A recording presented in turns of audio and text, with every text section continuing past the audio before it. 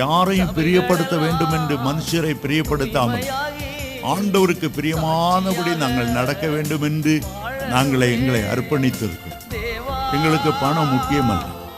ஏலிம் சபையில் வர்றவங்களை நீங்கள் எந்த ஊருங்க, நீங்கள் என்ன சாதிங்க, இந்த ஜாதி பிரச்சனையை பற்றி பேசாத.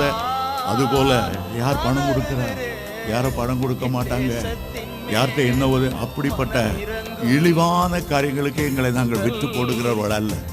கர்த்தருக்கு முன்பாக உண்மையாய் சத்தியத்தை சத்தியமாய் போதிப்பதற்காக எங்களை நாங்கள் அர்ப்பணித்திருக்கிறோம். எந்த ஏழையா இருந்தாலும் சரி, அவங்களுக்கு ஒரு ஆத்துமா இருக்கிறது.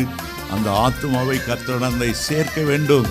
அந்த ஒரே காரியத்தை தவிர எங்களுடைய சபைக்கு வேறு நோக்கமே கிடையாது. இந்த ஜாதிக்காரன் தான் பாஸ்டர் ஆகணும், இவன் தான் அவன் மியூசிக் வாசி, அப்படி கிடையாது. கர்த்தருக்கு முன்பாக உண்மையாக சொல்லுகிறேன். எங்களுடைய முழு எண்ணம்